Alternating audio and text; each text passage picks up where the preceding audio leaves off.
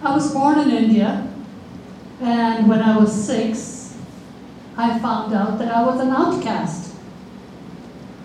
One day I had gone to a friend's house, and being Bombay, it's always hot, I was thirsty.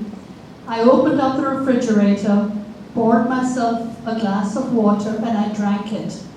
All hell broke loose.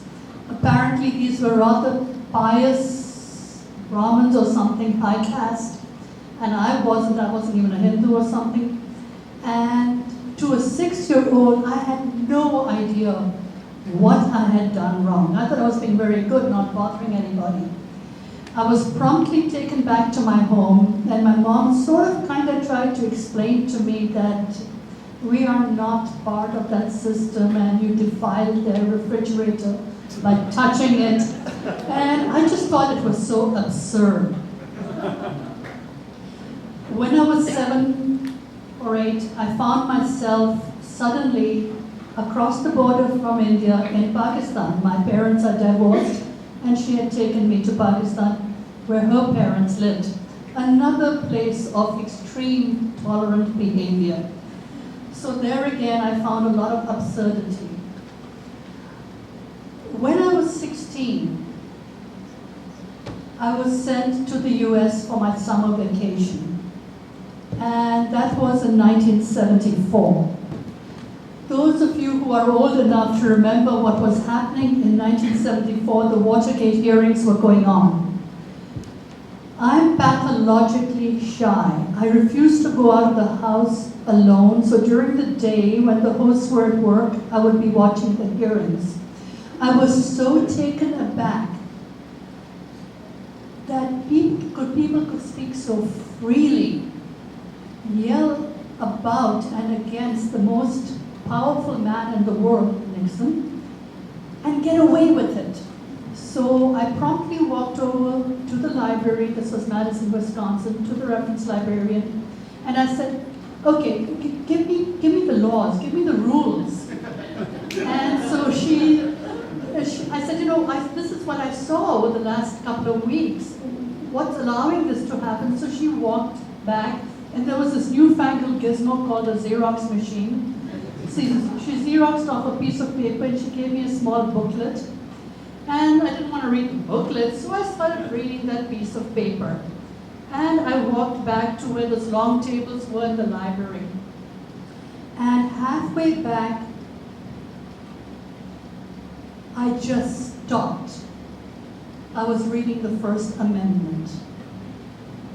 And it gave me goosebumps because it was everything that we didn't have where I came from. And by the time I was through reading the Bill of Rights, I realized that this is a place that could be paradise. And so finally, I did go to the thicker booklet called the Constitution, and I read it. And so when I was about 19, I had the option of either climbing into a burqa or leaving the country of Pakistan. I decided to take the happier option, and here I am.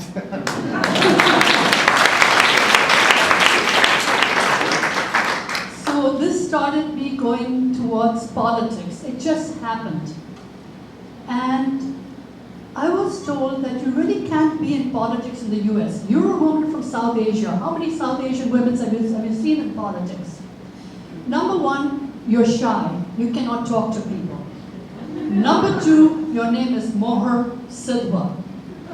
Who's going to take you seriously? Number three, you have an accent. I didn't like what they were saying, so I nonetheless got involved in politics. Long story short, I got to be an activist. I took on the Pima County Board of Supervisors over the chain of custody of the ballots, also known as the election integrity lawsuits. Some of you may have followed our shenanigans with the D-vote machine. We took it to the State Superior Court. We won all the way. Anyway, something to think about. But that's because it was a tool of democracy, and that piece of paper told me I could do it. Then, in 2011, redistricting was going on, so I decided to look at another tool of democracy to see how that worked. And over there, I realized something really weird was happening. And it was weird, because there was this guy who said, you know, we're supposed to get another majority-minority district, a Hispanic district, according to the Department of Justice. And I found this perfect place where there are a lot of Hispanics that are new, a new population we haven't seen before. And this is where you can draw the lines. Eloy, Casa Grande, Florence, and you pick up the population here. There's about 60% Hispanic there. Something didn't sit right. So as I was driving back from the hearings in, I guess it was in Santa Cruz County, it suddenly struck me he wanted to put a legislative district bang in the center, basically surrounding all the prisons. So everybody in the prisons, yes, there were Hispanics, yes, there were minorities, but they weren't voters. They weren't even US citizens. So I decided to make a big fuss. For the next year, I testified over and over again at the hearings. I went to 27 meetings of the Redistricting Commission. I became a pain in the neck to the lobbyists.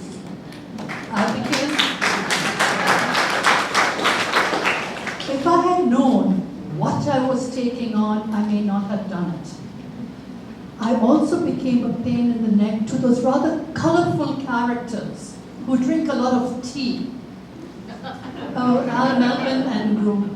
And so between the Tea Party people and the lobbyists, I did not have a fun time. The ladies of the Tea Party, they're very sweet one-on-one, but they would follow me into the restroom. They would yell and scream, and I was labeled socialist. Apparently that's the new word for communist. But the upshot was that the Redistricting Commission, all 5 members, they didn't agree on anything, but this they agreed on. They would be very cognizant of the prisons, and they would not make a legislative district around them. I was glad for that. Then, that was over, I decided I think it's time to run for office in the newly constituted district. Again, people said, don't be crazy, half your district is north of River Road. You know, you've already dealt with them. They are just not your type of people. They would never vote for you. Well, I won my primaries. This was for the state house. I didn't quite make it through to the general election. I lost by maybe about 1.5%. Not shabby. It proved to people that people north of river are just like anybody else. But I will tell you, the first time I knocked on the door, being pathologically shy, I mean it's a pathology, I wanted to get petition signatures. So I knocked on the door about 3 blocks from my home because there were 7 Democrats who lived there who were of voting age who could give me 7 signatures, and I needed 300 and some. Okay, so I knocked on the door, and the lady, as she was coming to the door, I quickly ran back to my car and I drove home.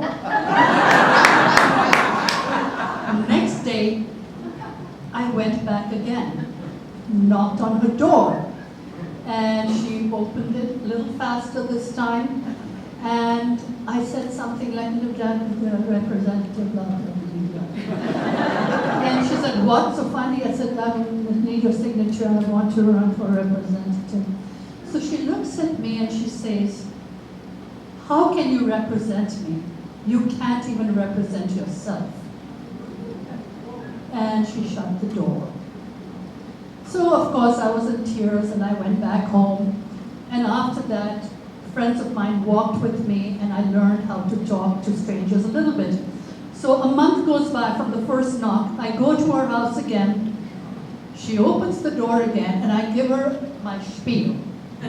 She smiles and sits and she calls the rest of her family. She said, we haven't signed anybody else's petition.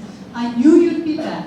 I know what you did for redistricting. I know what you did for the election integrity. And I know that you are on the board of the ACLU. You can't be all bad.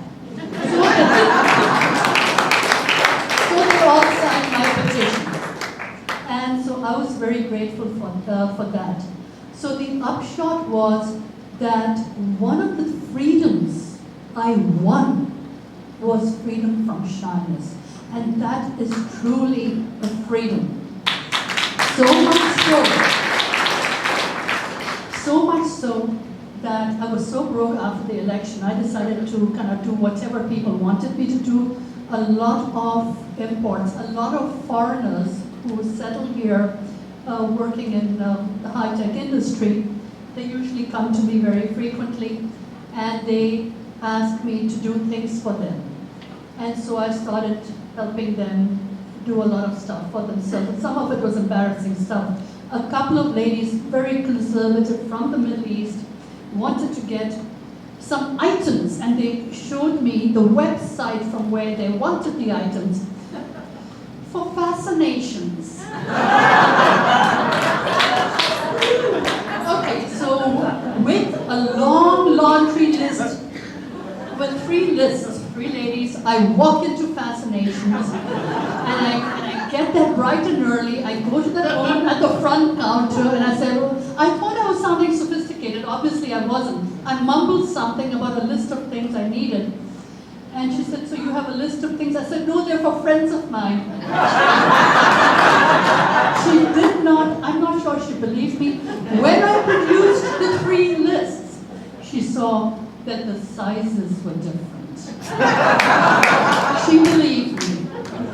So she said, would you like to see the rest of the place? So at first I bought about $600 worth of apparel. And she said, you know, we have rooms at the back. Would you like to see where we have the toys? So she took me to a room where they had the toys. Very interesting toys. She said, we have a third room at the back. I knew what was there. I beat to the website. I said, I think it's time for me to go home. But once again, through it all, I was breaking rules, not the law. I was breaking every rule of polite society, but most cultures, and there is a freedom to that. Challenging oneself. Thank you.